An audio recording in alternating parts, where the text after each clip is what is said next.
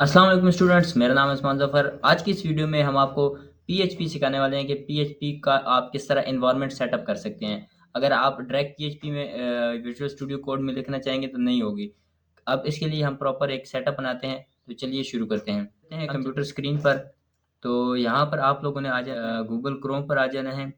Google Chrome पर आपने लिखना है ज़ैम्प ज़ैम्प ज़ैम्प डाउनलोड लिखना है, ज़ैम्प सर्वर। ज़ैम्प सर्वर को आपने डाउनलोड कर लेना है। अब आपने अपने सिस्टम के मुताबिक कोई भी डाउनलोड कर लें। जैसे मेरा ये लेटेस्ट वर्जन आपने डाउनलोड कर देना है। इसको स्किप कर देंगे। उसके बाद अब ये यहाँ पर सिंपली डाउनलोड हो जाएगा। यहाँ से आपने क्या कर लेना है, ज़ैम्प सर्वर को डाउनलोड कर लेना है। मेरे पास क्योंकि पहले से ज़ैम्प सर्वर मौजूद है तो मैं इसको दोबारा से डाउनलोड नहीं करूँगा। आपको बस सिर्फ यहाँ सिंपली आपने डाउनलोड कर लेना है ज़ैम्प सर्वर को।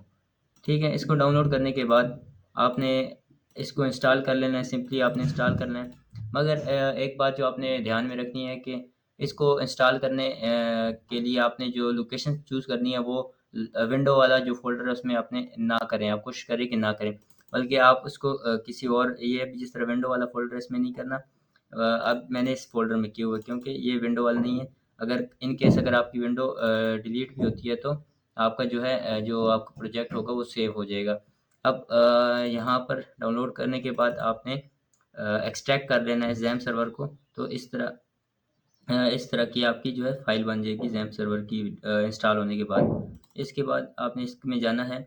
इसमें जाने के बाद आपने यहाँ पर एक फ़ोल्डर होगा एचडी डॉक्स का। यहाँ पर फ़ोल्डर होगा एचडी डॉक्स का, ठीक है? इस फ़ोल्डर को खोल लेना है। अब एचडी डॉक्स फ़ोल्डर में आपके पास इतने सारे फ़ोल्डर्स नहीं होंगे, आपके पास कुछ ही फ़ोल्डर होंगे। तो आपने जो भी फ़ाइल बनानी होगी तो उसका आपने पहले इधर फ़ोल्डर बना लेना है। तो इधर हम एक फ़ोल्डर बना लेते हैं। जैसे कि हम एक न्यू लिखते हैं, न्यू में लिखते हैं क्लास। आज क्योंकि हमारी क्लास 1 है, क्लास 1 बना लेते हैं हम यहाँ पर एक फ़ोल्डर, ठीक है? इसको एंटर कर देंगे। ये हमारे पास एक क्लास 1 का फ़ोल्डर बन गया है।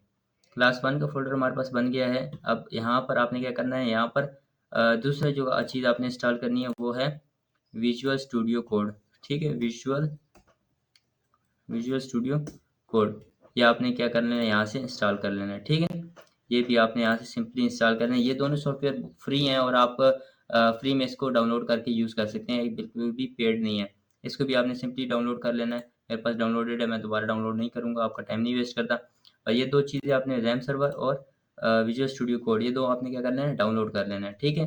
इन 2 को डाउनलोड करने के बाद अब htdocs में जाना है, ज़ैम्प सर्वर में, htdocs में क्लास 1 या कुछ भी आप अपने नाम का फ़ोल्डर बना सकते हैं। बट ये आपने ध्यान रखना है कि उस फ़ोल्डर का जो है रिपीटेड नेम नहीं होना चाहिए, यानी उस नाम का दूसरा कोई फ़ोल्डर नहीं होना चाहिए उस फ़ोल्डर के अंदर। अब इसमें हमने क्लास 1 का फ़ोल्डर बना दिया। अब क्लास 1 का फ़ोल्डर बनाने के बाद यहाँ पर आपने क्या करना है कि यहाँ पर आपने राइट क्लिक करना है। राइट क्लिक करने के बाद यहाँ पर ये कर देना है open with code. Open with code का आपके पास ऑप्शन आ रहा होगा। अगर नहीं आ रहा होता तो आपने विजुअल स्टूडियो कोड में जाके उस फ़ोल्डर को वहाँ से भी ओपन कर सकते हैं। मगर यहाँ से आपका इनके खुल जाएगा, इस तरह ही ओपन विद कोड करके खुल जाएगा। ये आपका ओपन विद कोड हो गया। इस तरह आपको फ़ाइल आ जाएगी। फ़ाइल आने के बाद आपने यहाँ पर क्लिक करना है क्लास 1 के यहाँ पर प्लस आइकन पे, फर्स्ट वाले प्लस, न्यू फ़ाइल पे। न्यू फ़ाइल पे यहाँ पर क्या लिख देना है आपने, इंडेक्स डॉट पीएचपी।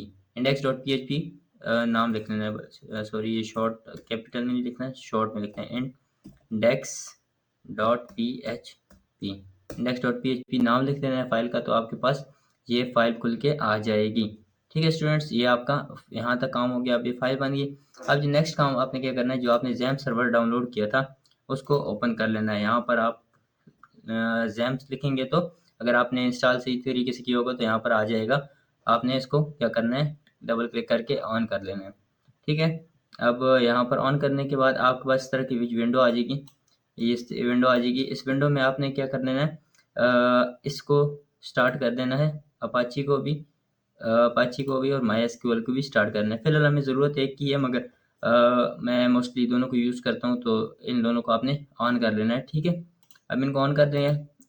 उसके बाद हमने क्या करना है, जाना है अपने ब्राउज़र में। ब्राउज़र में जाके हमने ले लोकल होस्ट स्लैश क्लास 1, اب یہ ہمارے پاس لوکل ہوسٹ کلاس 1 میں آ جائیں گے ہم لوگ. اب یہاں پر ہمارے پاس کچھ بھی شو نہیں ہو رہا ہے. یہاں پر یہ ہمارے پاس بالکل بلینک آ رہی ہے. اب یہ بلینک اس لیے آ رہی ہے کیونکہ ابھی تک ہم نے کچھ کوڈ وغیرہ نہیں لکھا. اور یہ آپ کے پاس جو ہے ساری ڈیٹا بیس آئے گی. اس کو بھی بعد میں دیکھتے ہیں کہ کس کام آئے گی. تو پہلے یہاں پر ہم دیکھتے ہیں کہ یہاں پر کیوں کچھ نہیں آ رہا. تو اب ہم یہاں پر کوڈ لکھنا اسٹارٹ کریں گے. تو آپ اپنے PHP کا پہلا کوڈ لکھنے جا رہے ہیں. تو جائیں گے ویژول اسٹوڈیو کوڈ میں جو آپ نے فائل بنائی تھی. یہاں پر ہم پہلا کوڈ لکھیں گے PHP کا. تو PHP کوڈ لکھنے کے لیے پہلے آپ نے اوپننگ ٹیگ ڈالنا ہے. اوپننگ ٹیگ پھر کوسچن مارک. اس کے بعد یہاں PHP لکھنا ہے. اور پھر جو اس کا کلوزنگ ٹیگ ہوتا ہے یہ اس طرح اس کا کلوز ٹیگ ہو گیا. ٹھیک ہے. تو یہ کیا ہو گیا اس کا PHP کا کلوزنگ ٹیگ ہو گیا. اب یہاں پر ہمارے پاس اس کے اندر ہم لوگ لکھیں گے PHP. اب PHP کا پہلا جو کوڈ ہوگا وہ آپ لکھیں گے. اب اس میں نا پرنٹ کرانے کے لیے کیا اسٹیٹمنٹ یوز ہوتی ہے؟ ایکو اسٹیٹمنٹ یوز ہوتی ہے. ایکو لکھیں گے. ایکو لکھا.